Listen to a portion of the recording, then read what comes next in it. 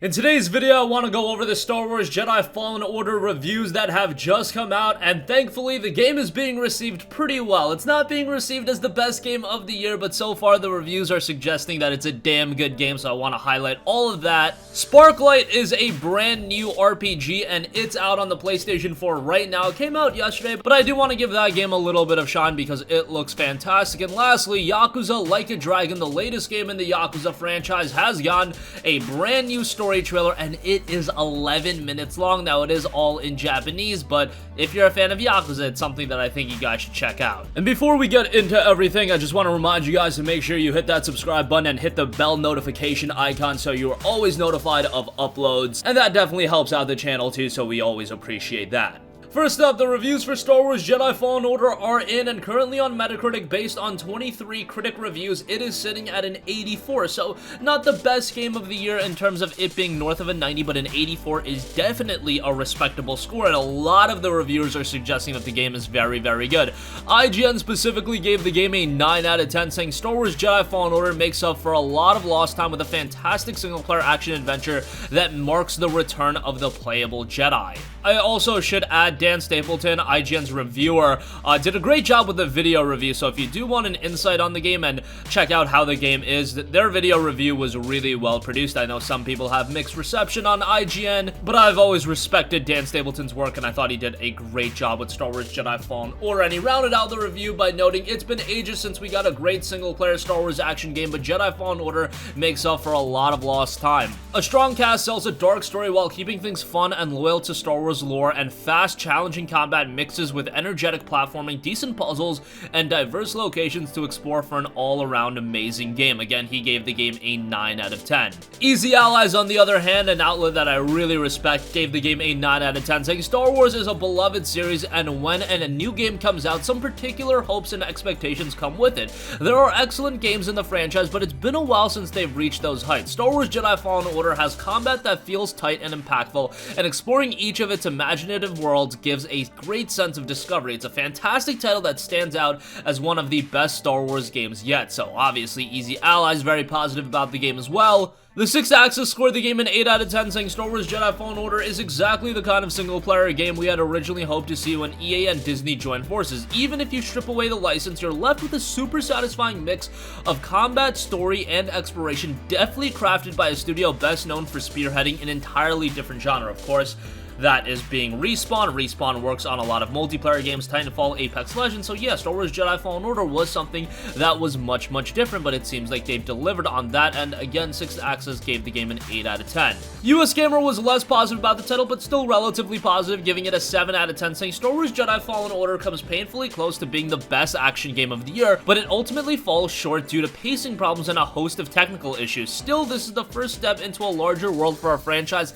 that has persistently struggled since its acquisition by EA, and yeah, that was really the imperative going into the release of Star Wars Jedi Fallen Order. We needed this game to deliver because EA and Star Wars, this relationship has been a gigantic train wreck, and we needed some quality games after the failures that were Battlefront 1 and 2. Now, in the case of Battlefront 2, it ultimately did turn out to be a relatively decent game. However, there was so much damage done to that game from a promotional standpoint that we really needed Jedi Fallen Order to deliver. We needed the game to come out with zero controversy, and it seems like we have finally gotten that. Respawn has done it, and I think Respawn can take a sigh of relief at this point because they had an incredible amount of pressure that really they didn't deserve. It wasn't their fault that Star Wars Battlefront and Battlefront 2 had some of the worst promotion and marketing ever. It's not their fault that Battlefront 1 wasn't that great of a game, and even with Battlefront 2 being decent, that again, EA butchered their promotion. It's not their fault that EA just generally has this very negative reception and stigma attached to them. Respawn remained focused on developing a high-quality game, and they delivered with Star Wars Jedi Fallen Order, and hopefully this turns the tide on how people perceive Star Wars and EA, this relationship,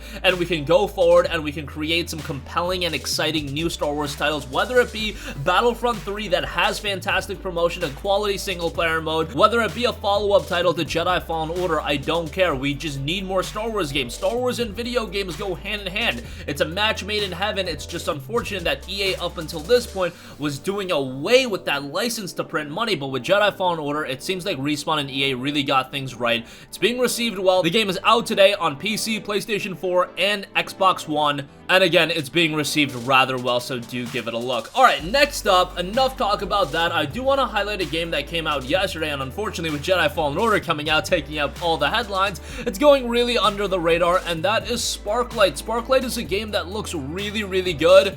Currently has a 71 on Metacritic, so not as well received. But with these smaller titles, I tend to not look so heavily at the Metacritic score. And more so, I look at it as a game, am I going to be interested in, and are you guys going to be interested in? Well, Sparklite itself is an action-adventure title set in a whimsical and ever-changing land. Battle foes in top-down action using an arsenal of gadgets, guns, and gears. Gear up for adventure and explore dangerous corners of the procedurally generated world.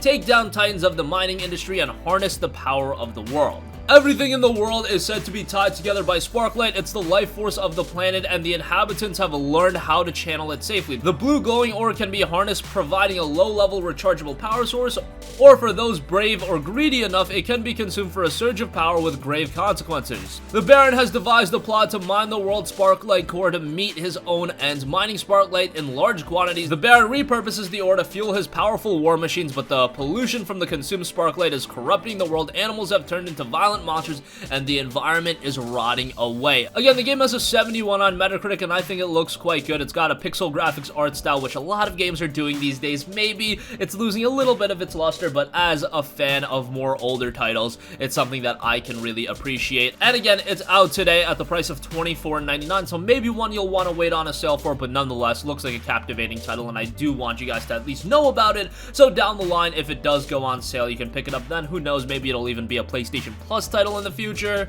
Something to keep your eyes on. And lastly, I do want to give you guys a heads up about Yakuza Like a Dragon. It got a brand new story trailer, and when you think of a story trailer, you would think a trailer that's, you know, a couple minutes long, maybe a minute and a half, 2 minutes, but with a game that has such an in-depth story like Yakuza, they had to go all out and deliver an 11-minute story trailer. And if you guys watch it, even though there's not subtitles with the one that I'm watching, I don't know if there is a subtitled version, whatever the case may be, it's absolutely crazy, it's absolutely off the wall, and it's that Yakuza you know and love. I know while a lot of people are looking at Yakuza Like a Dragon and thinking, oh my god, it's so much different than previous Yakuza titles, it's also retaining a lot of those fundamental elements that people know and love about Yakuza. That presentation, that storytelling, all of that is going to be retained. Yes, the gameplay style is completely different, but I'm okay with that. The Yakuza team have worked on Yakuza for 7 games. If you count Yakuza 0, Yakuza 1 through 6, and then if you want to throw Judgment in there as well, they've generally worked on a very similar type of experience, and now they want to do something different. I think we should be open for developers doing something different as long as the game still looks compelling.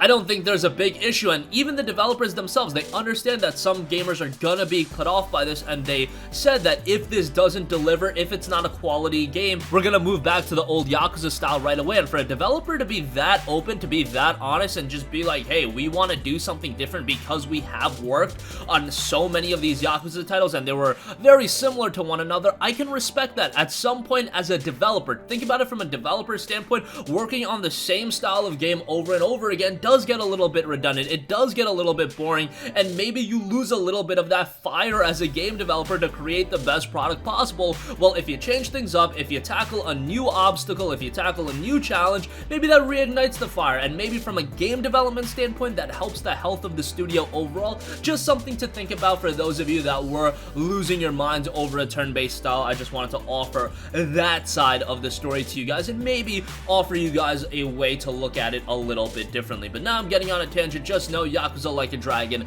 got a brand new story trailer, and it is 11 minutes of just wild stuff. Check it out, we'll leave a link in the description box below. And that's gonna conclude this video. Again, Star Wars Jedi Fallen Order getting great reviews right now, 84 on Metacritic. That is for the PlayStation 4 version. I should add that the PC version has a 90 on Metacritic, while the Xbox One version has an 85, so make that of it what you will. Sparklite is out today on the PlayStation 4. That released at $24.99. Looks like a pretty interesting title, and one that I think you guys should have on your wish list. Again, that got a 71 on Metacritic. And Yakuza Like a Dragon got a story trailer, and it's 11 minutes of absolute insanity. That's gonna conclude this video. Sound off with all of your thoughts in the comment section down below. Thank you for watching, and goodbye. Hey guys, we hope you enjoyed the video, and if you did, make sure to hit the subscribe button, and if you're already subscribed, do us a favor and hit the bell icon. This way you'll be notified whenever we post a new video. That's the best way to keep up with all of our uploads, and we usually try to upload 2 videos a day. And with the bell icon hit, you'll be notified whenever we do upload a video. As always, thanks for watching.